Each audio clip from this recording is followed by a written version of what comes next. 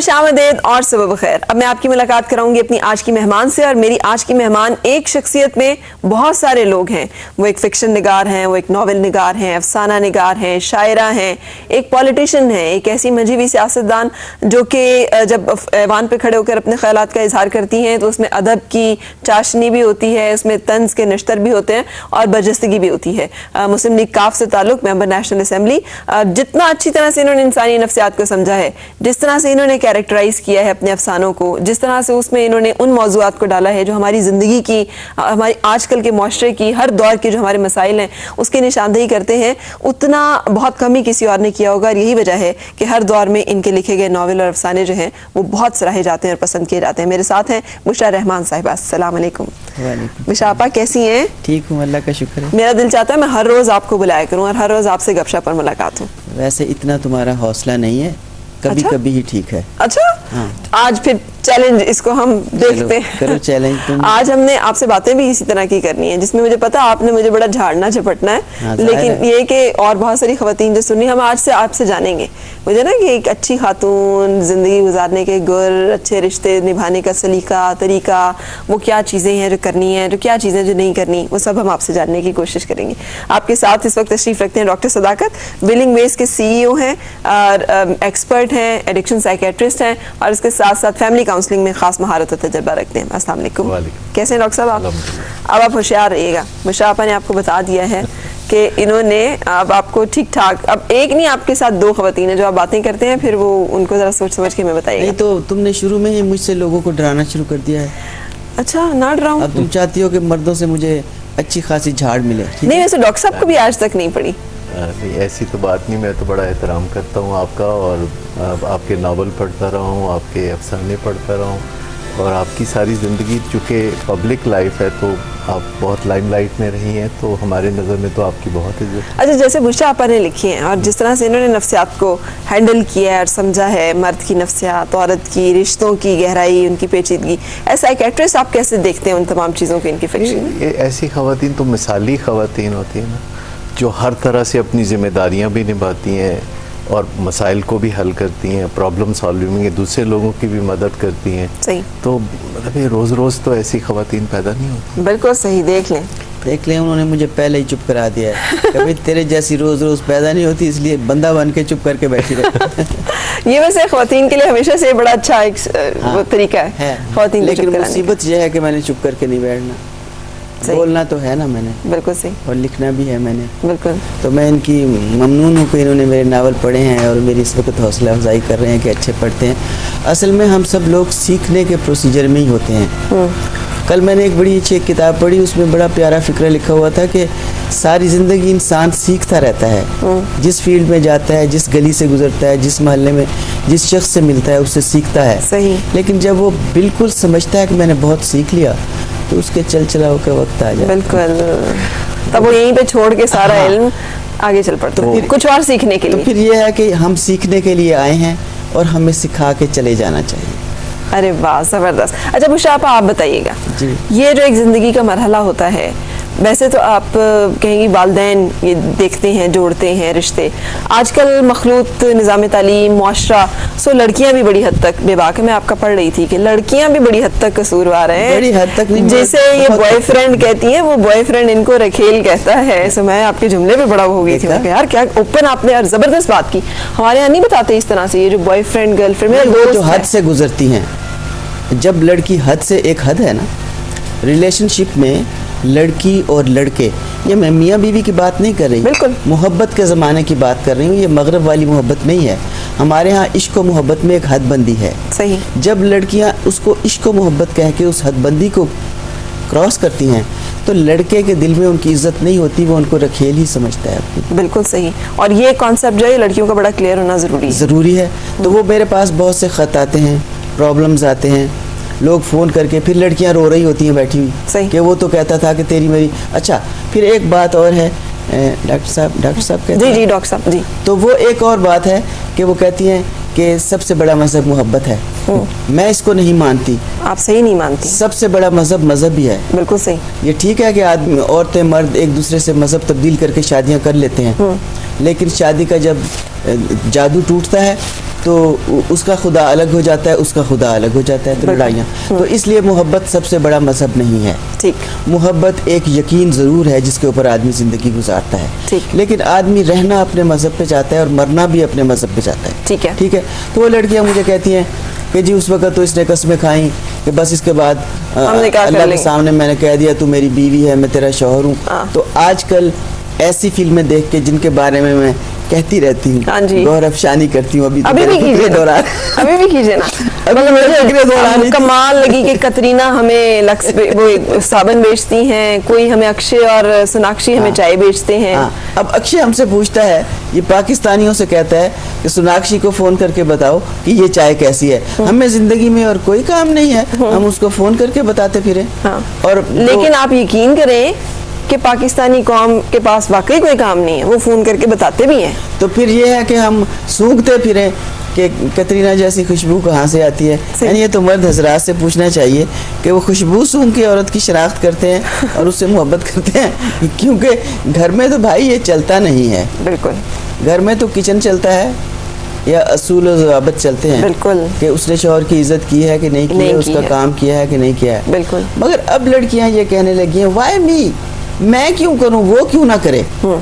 मतलब ये एक अजीब चीज़ है जो हमारे यहाँ आई है, क्योंकि इस दुनिया में कुछ काम औरत के करने के हैं, मतलब बीवी के करने के हैं, और कुछ काम शौहर के करने के हैं। बिल्कुल सही। और बाकी बच्चों को पालने के काम हैं, वो उसकी कफालत करता है, तो लेकिन उसकी परवरिश करना और उसको तरबियत देना ये सब औरत का काम है। सही।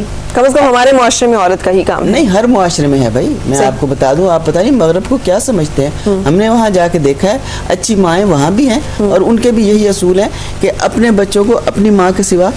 अच्छा बुशरा आपा, लेकिन वहाँ पर एक बड़ी कमाल बात है, जैसे एक खातून है ना और वो नहीं भी कुछ कर रही है, उसका मियाँ अगर कमा रहा है, मैं अमेरिका की बात कर रही हूँ, मियाँ अगर कमा रहा है तो वो औरत अगर वो उसको डिवोर्स देने का सोचेगा तो उस औरत का डायरेक्ट क्लेम होगा कि भाई मैं सारी जिंदगी, इसकी जिंदगी में मैंने इसके बच्चे पाले हैं, इसका काम किए हैं, सो मुझे इसकी जायदाद, और वो नहीं जान छुड़ा सकता उससे जब तक कि वो उसको डिवाइड, उसको सारी जिंदगी की कफालत का खर्चा जिम्मेदारी ना उठाए। और वो हमारी तरह की नहीं है कि आप यहाँ पे अदालत लिख के भी दे देती है तो आप यकीन करें औरतें फिर थानों कचहरियों में जलील हो रही होती है कि उसको बुलाएं जी जिसके लिए आपने हमें दिया था कि वो बच्चों की कफालत करेगा। कानून में फर्क है उनके और हमारे। हालांकि हमारे शरई कानून में इससे भी ज्यादा हकूक है, अभी डॉक्टर साहब बताएंगे, इससे भी ज्यादा औरत के हकूक हैं। सही।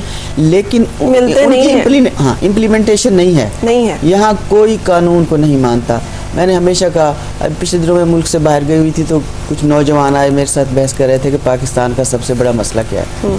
मैंने कहा जब से पाकिस्तान पैदा हुआ है बंदे इसका मसला ही तलाश करते करते चले गए हैं। बात यह है कि सबसे बड़ा मसला ये है कि यहाँ अब मैं समझती हूँ कानून की पासदारी नहीं है। सही। किसी के लिए कानून बिकता है और किसी के लिए इंसाफ बिकता है। सही। ट्रू। कोई खरीद सकता है, कोई नहीं खरीद सकता। Very true. अगर मेरा बेटा खरीद सकता है तो वो जो मर्जी कर ले, तुम्हारा बेटा नहीं खरीद सकता तो वो पकड़ा जाएगा। बिल्कुल सही। हमारे यहाँ सबसे बड़ा मसला यह है, जिस सोसाइटी में इंसाफ नहीं होता वो सोसाइटी तबाह हो जाती है, बर्बाद हो जाती है। बिल्कुल सही। आधे लोगों के लिए आपने और सोसाइटी बनाई है और आधे लोगों के लिए और बनाई। हम बात कर रहे थे ना औरत की, तो औरत अगर वहां पर निकाह नहीं है, शरई निकाह नहीं है, लेकिन आपके उस औरत के साथ जिसने शादी की हुई है किसी के साथ कुछ करके तो देखें, आपको स्टेट लॉज ही सीधा कर देंगे। आप बच्चों का खर्चा दिए बगैर जान नहीं छुड़ा सकते वहां पे, भले वो बच्चे आपके जायज हैं या नाजायज हैं, निकाह की सूरत में पैदा हुए हैं बगैर निकाह के। If you are a father you can not run away from their responsibility. हमारे यहाँ पे तो बुशरा आपा कोई ये इस्लामी मुमलिकत निकाह अल्लाह ताला को हाजिर नाजिर जानकर 4 गवाहों की मौजूद, इसके बावजूद आप अकाउंटेबल नहीं मर्द को कर सकते। तो नहीं, वो बेचारी एक बच्चे के बाद अगर वो तलाक लेना चाहती है और मुकदमा अदालत में है तो बच्चा उसका जवान होकर अमेरिका भी चला जाता है, अभी उसके तलाक का फैसला नहीं होता, ना उसको खर्चा मिलता है, ना मिलता है। सही। बच्चा जवान होकर वो भी चला जाता है, कहता है माँ अब तुम भूल जा। अब मैं हाँ, ये तो मैंने बात कह दी कानून और इंसाफ में, ये हमारी जो, इसलिए लड़कियां यहाँ पर इस बगावत पे आती हैं कि वो कहती हैं कि फिर हम सारी ज़िंदगी ये जो मुशक्क़त की चक्की, मैं जो कह रही हूँ वो अल्टीमेट ट्रुथ नहीं, मैं आपसे वो तमाम मसाइल शेयर कर रही हूँ कि औरत फिर इसलिए बगावत पे शायद थोड़ा सा आमादा होती है। वो कहती है कि मैं भी कुछ ऐसा करूँ ज़िंदगी में जिससे कम से कम कल को अगर ये मुझे ये कहना चाहे कि चलो अब मुझे वो लड़की अच्छी लगती है और मैं उससे शादी करना चाहता हूँ, या मेरे पास तो 4 शादियों का हक है, मैं तो उसको एक्सरसाइज करना चाह रहा हूँ, तो कम से कम मैं इतनी मजबूरी की हालत में तो ना हूँ कि मैं अपने बच्चे पालने के लिए इसकी मोहताज हूँ या मैं अपनी जिंदगी गुजारने के लिए इसकी मोहताज हूँ। उसके कैरियर की तरफ आ गई हो ना, मुलाजमत की तरफ आ गई हो, वो कितनी लड़कियां कर सकती हैं, या हमारे मुल्क में कितनी लड़कियों को मुलाजमतें मिल सकती हैं। हम बात कर रहे थे जो गैर अखलाकी और गैर शरई है कि लड़कियां और लड़के आजकल निकाह के बगैर मियाँ बीवी बन जाते हैं और एक जगह रहते हैं। ये रुझान हमारे यहाँ बहुत ज़्यादा बढ़ रहा है। ठीक है, उन मुल्कों की रीस ना करो, उनमें तो 90% जो अच्छी चीज़ें हैं वो तो हमने कभी अपनाई नहीं। बिल्कुल सही। और इसको अपना लें कि क्योंकि आउट ऑफ वेडलॉक वो बच्चे भी पैदा करते हैं और रहते भी हैं। हाँ। और फिर मज़े से इधर, ये हमारा मुआशरा, हमारी शरीयत, हमारा समाज इसकी इजाज़त नहीं देता और ये हो नहीं सकता। क्योंकि अगर तो मुआशरे में, हर मुआशरे में अच्छे बुरे मर्द भी होते हैं, लेकिन जब औरत बदी पर आती है, सही, जब औरत का किरदार ख़राब होता है और वो बुराई की तरफ माइल होती है, तो मुल्क में नाजायज़ बच्चों की तादाद ज़्यादा होती है। बिल्कुल सही। हमारा यकीन ये है कि वही मुआशरा तबाह होता है जहाँ इस किस्म के लोग पैदा किए जाते हैं। बिल्कुल सही, बिल्कुल सही। जबकि जायज़ बच्चों को नहीं वो तमाम जगह मिलती है। तो डॉक्टर साहब, हमने अभी तक सारी बातें की हैं बिशरापन एज नफ्सियात दान, आपको क्या लगता है कि इसके नफ्सियाती जो असरात होंगे किसी भी खातून पर, किसी भी घर पर, मुआशरे पर, वो क्या होंगे? देखिए, आपने मगरब की और मशरक़ की बात की है, दोनों जगह मसाइल हैं और मियाँ बीवी के रिश्ते के हवाले से मसाइल हैं और औरत और मर्द का जो एक रिश्ता है जो दुनिया में माना जाता है, तो उसके नतीजे में बहुत सी कबाख्तें, तकलीफ़ें सामने आती हैं। तो जो मेरा शोबा है उसमें तो उन तकलीफ़ों के अजाले की बात की जाती है कि उन तकलीफ़ों का अजाला कैसे हो सकता है। तकलीफें वो लड़कियां जो ये समझती हैं कि आज वो इस तरह का कोई भी रिलेशनशिप रखकर तो वो ज़िंदगी को एंजॉय कर रही हैं। अगर उन्हें एक ब्रांड न्यू मोबाइल मिल जाता है, उन्हें कोई नई नई चीज़ें मिल जाती हैं गिफ्ट में, जो कि फिर मर्द औरत को एक्सप्लॉइट करने के लिए, ट्रैप करने के लिए यही तो हथकंडे इस्तेमाल करता है। और उन्हें लगता है कि ठीक है, मेरी थोड़ी बहुत नीड्स हैं वो लुक आफ्टर हो रही हैं एक लंबे वादे पर कि हाँ हम शादी करेंगे किसी दिन और हम कर लेंगे, बस मेरी अम्मा मान जाए, बस मेरा घर बन जाए, बस मेरी बहन की शादी हो जाए, बस मैं ये कर लूँ, बस मैं वो, मैं शादी तो करूँगा, मेरा वादा है तुमसे। औरतें इस प्रोसेस में जो जलीलो ख्वार होती हैं, उनकी ज़िंदगी पे क्या असर पड़ता है? वो एंड अप, आपके पास इस तरह के केसेस आते होंगे, आपने ऑब्जर्व तो किया होगा, क्या बनता है फिर? नेचुरली इसका तो बहुत ही बुरा असर पड़ता है। एक गैर यकीनी कैफियत में जब आप चल रहे हैं और आप एक रवायतों के ख़िलाफ़ चल रहे हैं और रस्मों के ख़िलाफ़ चल रहे हैं, तो नेचुरली तो इसका तो कोई अच्छा अंजाम जो मैंने पढ़ा था उसके मुताबिक इंसानी ब्रेन में एक छोटा सा हिस्सा है जो कन्फ्यूजन का शिकार हो जाता है, जो तजब्जुब में चला जाता है, और एक दफ़ा वहाँ पे कन्फ्यूजन पैदा हो जाए तो वो कन्फ्यूजन आपकी ज़िंदगी के तकरीबन हर एक चीज़ पे डोमिनेट करना शुरू हो जाती है। आप चीज़ें भूलना भी शुरू हो जाएंगे, आपको बहुत सारे मामला जो उसमें गड़बड़ भी होना शुरू हो जाएगी, क्योंकि वो कन्फ्यूजन आपके उस न्यूरॉन सिस्टम में एंटर हो गई है जहाँ पर कि कन्फ्यूजन नहीं होनी चाहिए। Is it true? आप अमिगडला की बात कर रहे हैं, जो माथे से पीछे 3 इंच पीछे और 3 इंच नीचे एक जगह है, जो जिसका काम है कि रद्द-ए-अमल देना, जिसका काम है कि हाथापाई के लिए और भाग दौड़ के लिए तैयार करना, जो सोच विचार से आरी हिस्सा है, जो हमारे सर्वाइवल के लिए काम करता है, जो कहीं किसी जगह अचानक हमें किसी खतरे की निशानदेही करता है कि थोड़ा चौकस हो जाए। लेकिन जो मास्टर माइंड है, ये जो सामने माथे के पीछे एक बहुत बड़ा हिस्सा है, मास्टर माइंड, जिसका काम है सोच विचार करना, हिकमत अमली तैयार करना, दूररस निगाह रखना और सोच समझ के कदम उठाना कि आगे क्या होगा, फिर इसके नतीजे में क्या होगा, जो एक बहुत ही मुस्बत सोच का हामिल हिस्सा है, जो प्रॉब्लम सॉल्वर है। सही। जो कि वो गड़बड़ा जाता है। नहीं, वो नहीं गड़बड़ाता, वो गड़बड़ा उस वक्त जाता है जब अमिगडला, जो कि माथे से 3 इंच पीछे और नीचे है, जब वो तूफान मचाता है, भगदड़ मचाता है, तो सोच विचार वाला हिस्सा उसको काम नहीं कर सकता। भगदड़ तो मचती है ना, जो हम समझते हैं कि बज़ाहिर चले अगर किसी को नहीं पता तो हम जो मर्जी करते रहें चलेगा, हमारे अंदर तो उन तमाम चीज़ों के असरात और उनकी खराबियाँ और उनकी जो कोताहियाँ हैं वो हमारे सिस्टम्स में तो पैदा होना शुरू हो जाती है ना। नेचुरली सिस्टम में तो होंगी। जैसे मैंने कहा कि दिमाग का एक हिस्सा है जिसमें भगदड़ मचती है, जिसमें मसाइल बहुत ज़्यादा गर्द उड़ाते हैं, तो फिर सोच विचार वाला हिस्सा जो है उसकी लोड शेडिंग हो जाती है, सोच विचार वाला हिस्सा ज़्यादा सोच नहीं सकता। बिल्कुल सही। हम मिसेस बिलाल, अस्सलाम वालेकुम, क्या हाल है आपका?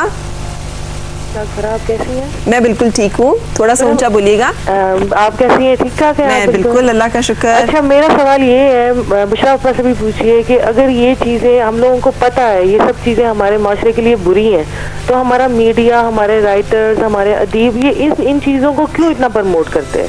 आप वैलेंटाइन के ऊपर देखें कि कितने प्रोग्राम आए हैं, पूरे लोगों ने ट्रांसमिशन चलाई है, कौन बर्बाद हो रहा है? हमारी यंग नस्ल। सही, ठीक है। हम अपने, इवन मेरे बच्चे छोटे प्री प्राइमरी स्कूलों में पढ़े, आप टीचर्स के लिए वैलेंटाइन के लिए फूल लेके आइएगा, देखिए उनके दिमाग के ऊपर ये बात सब तो चुकी है कि वैलेंटाइन में जब तक किसी को फूल नहीं देंगे वैलेंटाइन नहीं गुजारा जाएगा। आप ये प्रमोशन दे रहे हैं, आप क्यों नहीं इन राइटर्स को कहते हैं कि ये हमारी ये जो प्री प्राइमरी का एरिया है या जो हमारे छोटे बच्चे अंडर 10 इयर्स हैं पढ़ रहे हैं, आप उनको क्या प्रमोशन दे रहे हैं? आपने कभी 12 रबी अव्वल को ये तो बोला नहीं कि नबी पाक सल्लल्लाहु अलैहि वसल्लम के ऊपर एक दरूद शरीफ पढ़ लें, और आप कह रहे नहीं जी वैलेंटाइन पे फूल देना जरूरी है। बिल्कुल सही, आप साथ रहिए, बताएं आप जी आप कैसे यानी कि अपने लोगों को, आप देखें आप बड़े हैं, आप कम से कम अपने आने वाले राइटर्स को ये बोलें बिल्कुल सही, प्लीज प्लीज हमारी नई नस्लों का दिमाग खराब ना करें। गॉड ब्लेस यू, साथ रहिए। बुशरा आपा, आप तो इस पे बोलती भी रहती हैं। मैं तो शुक्र है तुमने गवाही दे दी है कि मैं बोलती रहती हूँ। मैंने कई कॉलम लिखे वैलेंटाइन डे पे, और फिर मैंने इनसे कहा कि अगर आप यौम मोहब्बत कोई मनाना चाहते हैं तो 12 रबीउल अव्वल को ले लें, और उस दिन बरकतों का रहमतों का दिन होता है, तो आप एक दूसरे को साथ मोहब्बत मनाएं और उनको फूल भेजें। तो हज़रत फ़ातिमा ज़हरा सलामुल्लाह अलैहा का वो यौम पैदाइश है, मैंने कहा इसको मोहब्बत का दिन मना लें।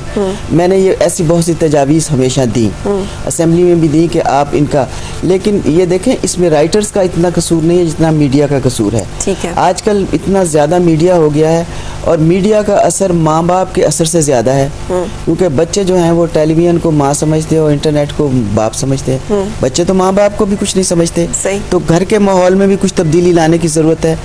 मेरे जैसे जितने राइटर हैं वो तो इसके खिलाफ लिखते रहे हैं। ठीक है, अभी तुम मेरे अफसानों में लिखे हुए फिक्रे कोट कर रही थी, और जो मैं इन लड़कियों के बारे में लिखती रहती हूँ जो गैर अखलाकी चीज़ें होती हैं, और मर्दों के बारे में भी हम लिखते रहते हैं। हम तो लिखते रहते हैं, और मेरे जैसे राइटर भी लिखते रहते हैं, लेकिन इसके अलावा नौजवान नस्ल के भी कुछ राइटर हैं जो शायद इन चीज़ों की नफ़ी करते हैं, लेकिन सबसे ज़्यादा असरअंदाज हमारा मीडिया हो रहा है। क्या किया जाए फिर? आप क्या रिकमेंड करती हैं? अब मीडिया के कमर्शियल इंटरेस्ट हैं, अगर किसी ने पैसा कमाना है तो उनको कमर्शियल कतरीना के और अक्षय के उसी सूरत में मिलेंगे, ये हमने जब कंटेंट उनको सपोर्ट कर रहा होगा। 10-12 मरतबा हमने पैमरा को हाउस में बुलाया, पार्लियामेंट में बुलाया, पैमरा की हमने हर दफ़ा खिंचाई की। मैंने कॉलिंग अटेंशन नोटिस इतने पेश किए कि 14 अगस्त को जबकि हमारे प्रोग्राम होने चाहिए थे वो इन औरतों को नचाते हुए दिखा रहे थे। ये मुझे तकलीफ़ होती है, मेरी उम्र की सारी औरतों को तकलीफ़ होती है, बल्कि नौजवानों को होती है। वो मुझे पकड़ लेते हैं और कहते हैं जी आप असेंबली में बैठी हैं, आप कुछ नहीं कर सकती। जब मैं उनसे कुछ कहती हूँ तो वो किसी और तरह का जवाब पेश करना शुरू कर देते हैं। ये हद से ज़्यादा बात बढ़ गई है, और ज़्यादातर गैर अखलाकी हरकतें और ऐसी चीज़ें इलेक्ट्रॉनिक मीडिया के ज़रिए हमारे पास आई हैं। और वो भी मुझे लोग कहते हैं ये मत कहा करो, लेकिन मैं कहती हूँ कि इंडियन कल्चर जब यहाँ पे आया तो तब हमारे यहाँ इस किस्म के मायूब कपड़े पहनने, और हमारी बच्चियाँ ये समझने लग गई हैं कि मर्द जो होता है ना वो बस इश्क और मोहब्बत करने के लिए, पीछे पीछे भागने के लिए और गाने गाने के लिए होता है। सही। अब उनको पता ही नहीं है कि मर्द और चीज़ है, जब घर में बैठोगे तो पता चलेगा। अच्छा, मर्द क्या चीज़ है ये आपने हमें बतानी है, मतलब वो औरतों को क्या कॉन्सेप्ट क्लियर होना चाहिए, what does a man wants and needs from a woman. देखिए ना, मर्द एक इंसान है, ठीक है। अल्लाह ताला ने औरत और मर्द को मुख्तलिफ बनाया है, एक दूसरे से मुख्तलिफ बनाया है।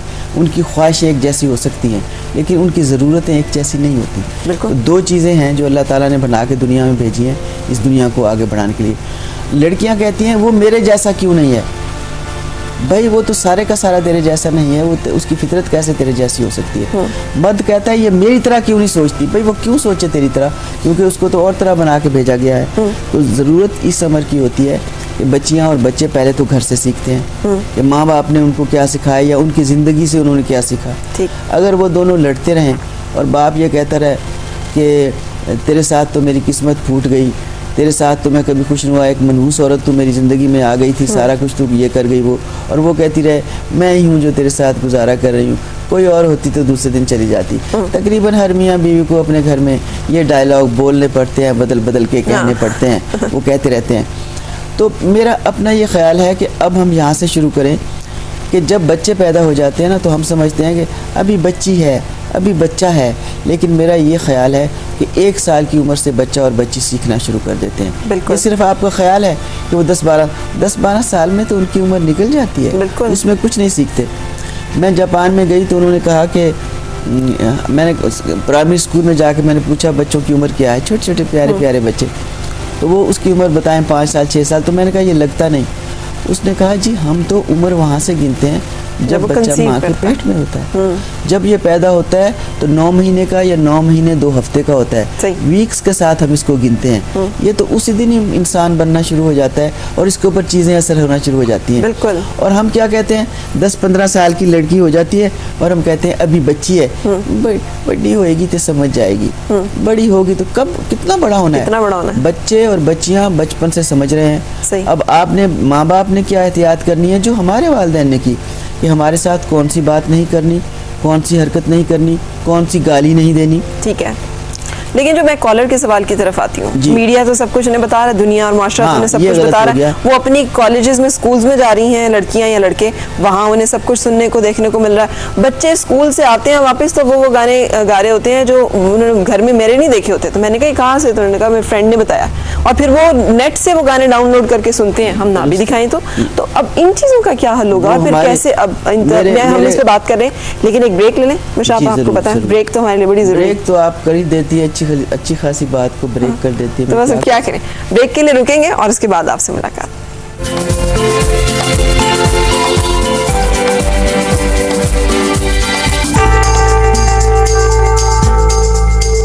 खुश आमदेद और सुबह बखैर जनाब। आज मेरी मेहमान मेंबर नेशनल असेंबली मुस्लिम लीग काफ से ताल्लुक बुशरा रहमान साहिबा हमारी बहुत अपनी हैं, भले ये सियासत में रहें, ऐवान में रहें या ना रहें। अफसाना निगार, नावल निगार, खूबसूरत अंदाज में शायरी करने वाली, कॉलम लिखने वाली, अपने जज्बात को, फीलिंग्स को अच्छे अंदाज में बयान करने वाली, मुआशरे की अच्छाई बुराई पे कॉमेंट करने वाली, और डॉक्टर सदाकत विलिंग वेज के CEO और एडिक्शन साइकेट्रिस्ट। बात हमने यहाँ पे छोड़ी थी बुशरापा कि ये अब जो बुराइयाँ हैं, अब इनका क्या हल है, अब क्या किया जाए? देखिए जी, जिसने ये बुराइयां फैलाई हैं वो ही इसको ठीक करेगा, ज़िम्मेदार है। मैं पहला नंबर 1 इलेक्ट्रॉनिक मीडिया को देती हूँ, उसके बाद मैं राइटर्स को देती हूँ, क्योंकि वो उसके पीछे होते हैं। जब तक लिखने वाले ना हो किसी मीडिया के पीछे, कोई मीडिया चल नहीं सकता। अब मैं थोड़ी सी मिसाल पेश करूँगी, तुम बुरा ना मानना, ठीक है? हमारे यहाँ मॉर्निंग शो होते हैं। हमारे यहाँ मॉर्निंग शो जो है ना, जो हमारी लड़कियाँ हैं जो घरों में बैठी हुई हैं, ख़ास तौर से जो छोटे शहरों में, दूर दराज के शहरों में, देहातों में जो हमारी बच्चियां पढ़ने लग गई हैं, और टीवी, और उनको ही टीवी देखने की फुर्सत होती है, हमें तो होती नहीं फुर्सत। हम तो कभी देखते नहीं हैं कि किधर है। तो वो नौजवान बच्चियां जिनके अभी जज्बात बन रहे होते हैं और चांद तारों को छूने की तमन्ना रखती हैं अपने दिल में, वो उनको देखती हैं। I am sorry to say that. तो जब मैं देखती हूँ बाज़ मॉर्निंग शो तो मुझे बहुत शर्म आती है कि उसमें हमारी बच्चियों ने, हमारी औरतों ने किस किस्म के कपड़े पहने हुए हैं और क्या कर रही हैं वो वहाँ पे सुबह सुबह। क्या मुझे होश है या मेरे घर वालों को होश है कि हम वो नाच पतंगा सारा देखें जो वहाँ हो रहा है? ठीक है, हम तफरीह चाहते हैं, लेकिन सुबह के टाइम ऐसा नहीं होता। सुबह हम ज़िंदगी को सीखना चाहते हैं। मैं थोड़ी सी सुन लो। तो वो बच्चियाँ जो है ना, पहले तो मलबूसात सारे उनसे सीखती हैं, सारी अदाएँ उनकी सीखती हैं, और वो आती हैं और वो कहती हैं जी मुझे भी टेलीविज़न में कोई काम ले दो, मैं ऐसा करना चाहती हूँ। तो उसके बाद जो वो गुफ्तगू करती हैं, और जिस सारे टेलीविज़न स्टेशन की बात नहीं कर रही, बहुत ही शाइस्ता, बहुत अच्छे हैं, और तुम्हारा प्रोग्राम मैं बाकायदा देखती हूँ। एक दिन तुम किसी बीबी को बुला के तुम बड़ा खूबसूरती से दुपट्टा लेके बैठी, इतनी अच्छी लग रही थी, मुझे बहुत अच्छा लगा। तो मैंने कहा ये भी ठीक है रूप इसका। तो बात यह है कि हम जो रूप बना के बैठेंगे फरा, मैं जो बन के उनको दिखाऊंगी एज ए राइटर, तो वो वैसा बनना चाहेंगी। बिल्कुल सही। अगर मैं खुद नहीं बनूंगी वैसी और मैं बोलती रहूं कि ये बुरी बात है, तो कहेंगे पहले अपनी शक्ल तो देखे शीशे में। बिल्कुल सही कह रही हैं आप। मुशाफा, जो मीडिया के ऊपर रेटिंग की तलवार है, जो कमर्शियलिज्म का वो है, समझती हूँ। अब अगर ये प्रोग्राम्स जो हैं, आपकी बात मान ली कि जी लोग जो हैं वो ये नहीं देखना चाहते, मीडिया दिखा रहा है जबरदस्ती, या मीडिया एक तरफ, रेटिंग्स किस चीज की आती हैं? वही कैसे आती हैं कि वो लोग मोस्टली वॉच प्रोग्राम्स कौन से हैं, लोग किन चीज़ों को देखना चाह रहे हैं? आप एक बेहतरीन प्रोग्राम रखिए सामने, वो तीसरे दिन महीने बंद करना पड़ जाता है, इसलिए कि वो कहते हैं कमर्शियल नहीं मिल रहे। आपने ये सब कुछ करना है, घर जाके अपने बैठ के कर लें। लोग नहीं देखना चाहते ये सब कुछ, लोगों को वो दिखाएं जो वो देखना चाहते हैं। ये इतना बड़ा डिलेमा बन गया है। और मॉर्निंग शोज़ की अगर आप बात करें तो मुझे यकीन है कि हर मॉर्निंग शो तकरीबन इस तरह के प्रेशर से गुजरते होंगे। तो अब इसका क्या हल हो? अगर लोग देखना नहीं चाहते तो फिर रेटिंग क्यों आती है? हमारा जो तजाद है रवैयों का, कि हम मुंह से तो बुरा कहते हैं लेकिन अंदर से हम वही करते हैं जो कि हमें, ये देखे ना, ये पॉलिसियों का तजाद है। हमारे हुकूमत की पॉलिसी ऐसी होनी चाहिए। शुरू में जब उन्होंने इतने ज़्यादा प्राइवेट चैनल्स खोले थे तो एक पॉलिसी ज़ाब्ता इखलाक होना चाहिए था। हर मुल्क में होता है, अमेरिका में भी है। अमेरिका को कहाँ खुली छुट्टी है? मैंने कभी नहीं देखा कि अमेरिकन टीवी पे, किसी यूरोपियन टीवी पे किसी ने बैठ के अपने मुल्क को गाली दी हो। और खुदा न खास्ता डॉक्टर साहब इस किस्म की बातें करते हैं, खाकम बदान, खुदा न खास्ता ये मुल्क ऐसा हो जाएगा, ये ऐसा हो जाएगा, ये नहीं रहेगा। कोई किसी मुल्क में इजाज़त नहीं है ये कहने की। अमेरिका की किसी स्टेट में इजाज़त नहीं है ये कहने की। पाकिस्तान में कैसे इजाज़त हो गई आपको ये कहने की? सही। अच्छा, हर कोई अपना मतलब। अब हमारा पहले जो है हमारी हुकूमती पॉलिसियाँ ठीक नहीं हैं। ठीक है। जो पैमरा इन्होंने बाद में बहुत देर में बताया, वो जिस वक्त इन्होंने प्राइवेट चैनल खोले थे, इनको ज़ाब्ता अखलाक और ज़ाब्ता कानून बना के उनको देना चाहिए था। आप अपने मुल्क की सरहदों से बाहर नहीं उठ सकते। ये मेरे मुल्क की सरहद है, ये मेरा कल्चर है, ये मैं हूँ और ये मेरे बच्चे हैं और ये हमारी ज़रूरियात है। हाँ, और इससे आप बाहर नहीं निकल सकते। वो निकल गए बाहर। अब वो बाहर निकल गए, कुछ चैनल्स निकल गए बाहर। अब आप उसको पटा डालने की कोशिश में पकड़ के लाते हैं, वो आपके हाथ में नहीं आते, रेत की तरह फिसल जाते हैं, क्योंकि उनको मुंह को पैसा लग गया है। वो कहते हैं पैसा ही सब कुछ है, दीन ईमान और बाकी कोई चीज़ नहीं है। सही। तो ये बातें मैं हाउस के अंदर भी करती हूँ, बाहर भी करती हूँ। मुझे इसमें ज़रा भी डर नहीं है कि वो मुझे बुलाएंगे या नहीं बुलाएंगे, लेकिन मुझे कहना चाहिए हमारा कानून ठीक नहीं है, हमारी पॉलिसियाँ ठीक नहीं है, हम खुद ठीक नहीं है। एक छोटी सी बात और, एक दफ़ा जब हमारी फिल्में बहुत चलती थी तो उसके सेमिनार में फिर मुझे बुला लिया उन्होंने।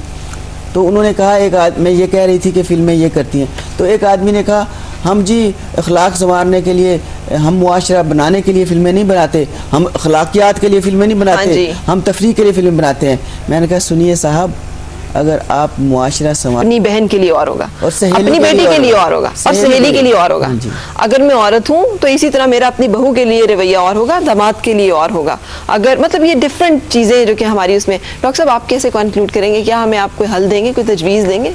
देखिए, सबसे बड़ी बात तो ये है, पहले आपने वैलेंटाइंस डे की बात की, फिर बहुत सारी और कदरों की बात की। तो अब हमारे देखते ही देखते पिछले 40 साल में दुनिया एक छोटा सा गांव बन गया है, जहां अब हम अलहदा से एक ज़िंदगी नहीं गुजार सकते। ठीक, तो करें क्या? करना यह है कि हमें साइंस से जैसे मदद मिलती है, हम सेल फोन इस्तेमाल करते हैं, हम इंटरनेट इस्तेमाल करते हैं, तो हम साइंस से रुजू करें कि नज़रियात भी वो जो साइंस पर रख के बताए, इक़दार भी वो जो साइंस पर रख के बताए। आज से 50 साल पुराने नज़रियात भी शायद आज ज़िंदगी गुजारने में मदद। मतलब इसका क्या हुआ कि यानी वैलेंटाइन डे जो है वो साइंस परखे और फिर हमें बताए कि हम मनाएं कि ना मनाएं? साइंस वैलेंटाइंस डे के बारे में कुछ नहीं कहेगी, पर साइंस ये कहेगी कि मोहब्बत का इजहार करते रहना चाहिए। साइंस ये कहेगी नाजायज मोहब्बत और जायज मोहब्बत एक बड़ी हदूद और कयूद उसमें हलाल और हराम तो आपकी अपनी मर्जी है ना कि आप मोहब्बत का इजहार, एक अच्छी चीज का बुरा इस्तेमाल भी तो होता है ना। लोग इंटरनेट का भी कितना बुरा और अच्छा, अपनी बीवी से मोहब्बत का इजहार करते नहीं है, बाकी सारी दुनिया से मोहब्बत का इजहार जो है वो करने में मर्द खुले दिल से काम लेता है। जहाँ पे उसे करना चाहिए वहाँ वो दुनिया का बखील तरीन आदमी जो है वो साबित होता है। तो ये आप कोई कदगन नहीं लगा सकते। सही। ये दूसरी तरफ भी तो हो सकता है ना कि कोई बीवी अपने शौहर का नहीं करती और बाहर जो है उसका रवैया और तरह से है। बिल्कुल, ये 2 वेज है हमेशा, दोनों जेंडर्स एक दूसरे के साथ। लेकिन God bless you, thank you so much Bushra आपा। आपने वक्त, आपको जब बुलाते हैं मोहब्बत से चली आती हैं, और आपके आने से, आपसे बातें करके यकीन करें एक औरत होने की हैसियत से ना बड़ी तकवीत मिलती है। बहुत सारी चीज़ें मेरे अपने अंदर बहुत सही होती हैं, मुझे नहीं पता बाकी लोगों का कि उन पर उतना असर होता है कि नहीं होता। गॉड ब्लेस यू, खुश रहें आप, और आप हमेशा खुश रहें और अल्लाह ताला आपको ज़िंदगी और लंबी उम्र दे। थैंक यू डॉक्टर साहब। आज का सूप हमारा तैयार है और ये मैं आपको सर्व भी करूंगी। आपसे चाहूंगी इजाजत इसी दुआ के साथ, आपकी हर सूप खुशगवार हो, हर खुशगवार सूप का अंजाम बखैर। मुलाकात इंशाल्लाह आपसे कल फिर, उस वक्त तक चाहूंगी इजाजत। अल्लाह। Morning with